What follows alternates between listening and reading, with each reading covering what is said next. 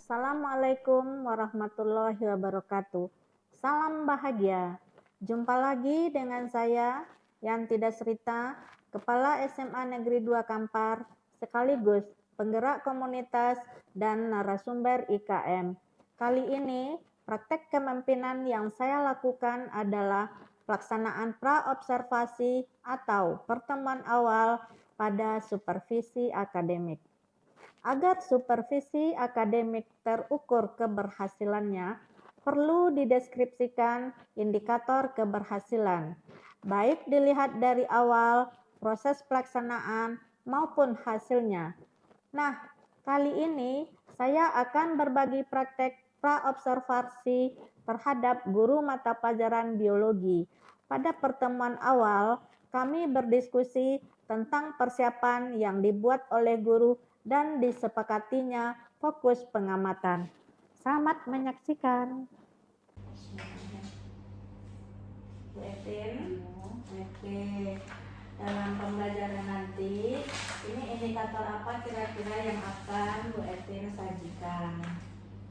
Indikator part ini adalah materi baru. Jadi indikator yang akan disajikan adalah indikator pertama di dalam topik tersebut, yaitu menganalisis struktur kromosom, menganalisis struktur kromosom, menjelaskan komponen kromosom, kemudian menjelaskan bentuk kromosom, dan terakhir menganalisis jumlah dan tipe kromosom. Oke, baik. Ini berarti hari ini khusus kromosom ya. Khusus kromosom dan otomatis apa yang ada di dalamnya. Ya, oke.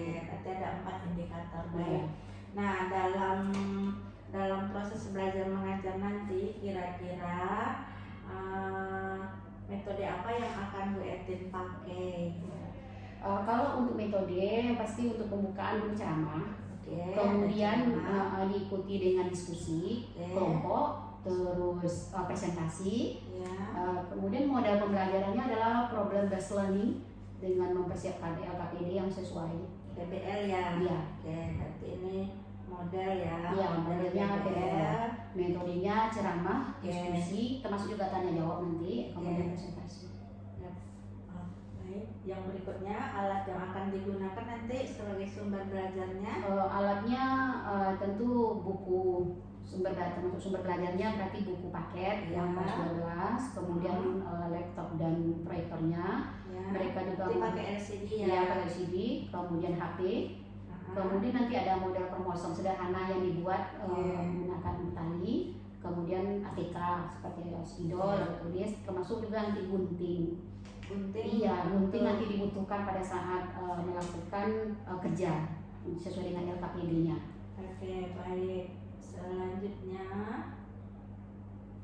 tahapan pembelajarannya nanti kira-kira kan tadi kan ada itu metodenya banyak. Ya. Tentu di dalam tahapan-tahapannya tentu tercakup semua metode dan model. Iya. Singkat saja, panjang-panjang. Iya, pada yang pertama untuk pendahuluan tentu orientasi, kemudian persepsi dan motivasi itu menggunakan ada sedikit menggunakan layar tajam. Nanti di situ ada foto yang disajikan, kemudian mereka diminta menanggapi foto tersebut. Berarti ini sebagai motivasi ya, persepsi nanti persepsi motivasi nanti.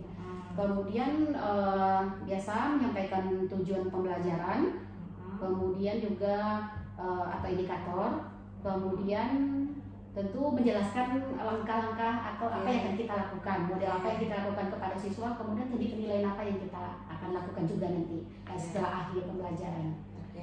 Pada kegiatan inti yang pertama tentu orientasi masalah, kemudian orientasi masalah di sini kan tadi ada ceramah, jadi materi disampaikan dulu sebagai pembukanya.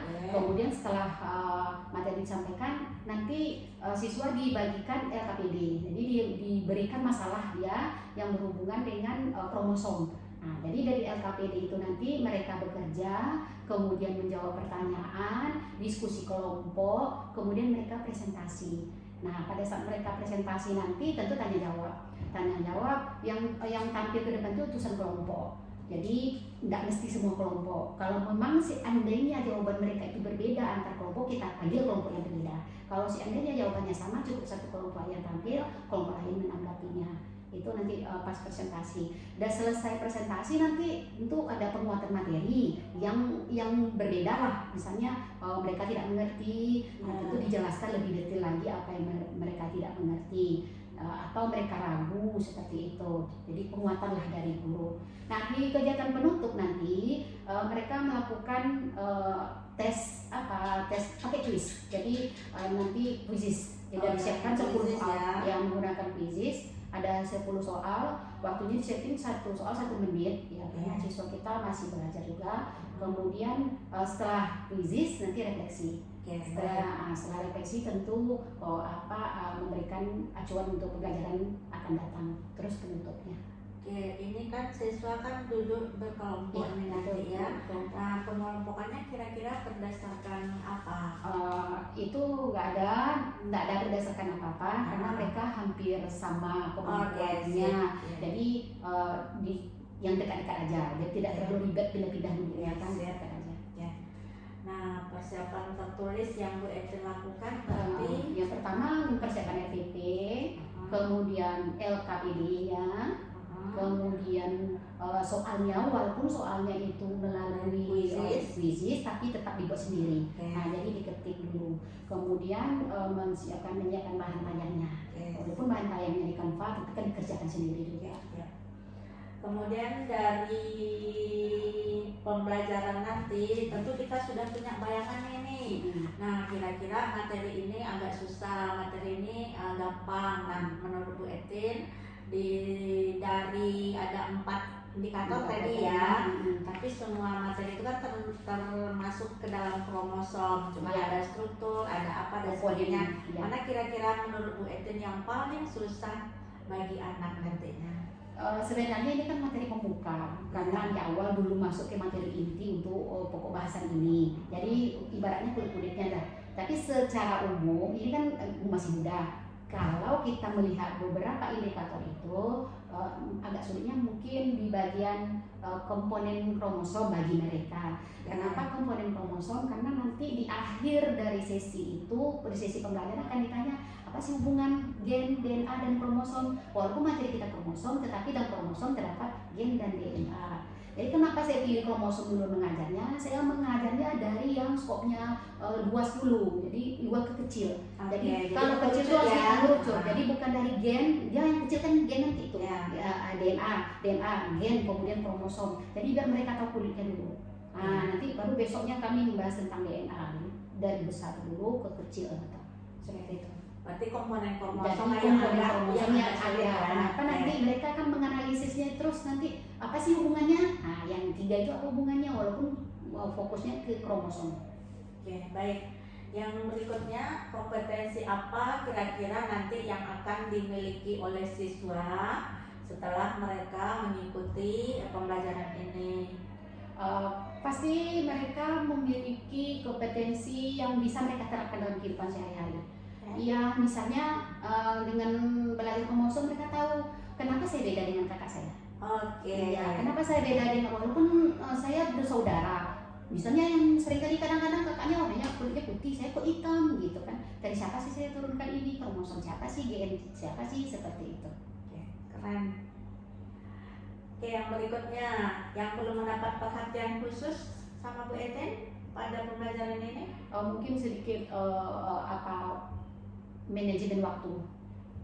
Jadi siswa kalau dalam bekerja mungkin perlu diingatkan lebih cepat atau lebih terarah lah begitu. Kadang manajemen waktu ini kan ada yang main-main. Karena mereka di sini walaupun kesannya seperti anak TK, memotong, menempel, tetapi menempel itu butuh ilmu. Kenapa dia harus dikelompokkan segini? Kenapa dikelompokkan segini? Nah, itu mereka butuh waktu gitu, mengguntingnya juga. Tentu mereka juga harus berkolaborasi, bekerja. Nanti kalau ada yang monopoli, saya aja lah yang kerja, kamu aja ini. Nah, ini kan tidak bisa seperti itu, karena kerja kelompok. Karena nanti dalam penilaian juga ada lembar observasi kerja. Jadi ada 2 penilaian nanti, penilaian observasi kinerja sikapnya, kemudian quizzes tadi itu materi. Oke, baik Bu Etin, ini persiapan untuk proses pembelajaran ini sudah selesai. Ya. Nah, nanti jam Jam ke jam 7.08. jam 7.08 kita bertemu di Iya, kelas 12. untuk melihat bagaimana Bu Etin melaksanakan proses pembelajaran sesuai dengan apa yang sudah kita diskusikan di awal. Iya, Good siap. job dan selamat bertugas untuk hari ini. Iya, terima kasih. Siap. Demikianlah praktek baik tentang kepemimpinan yang saya lakukan hari ini. Sampai bertemu lagi. Wassalamualaikum warahmatullahi wabarakatuh.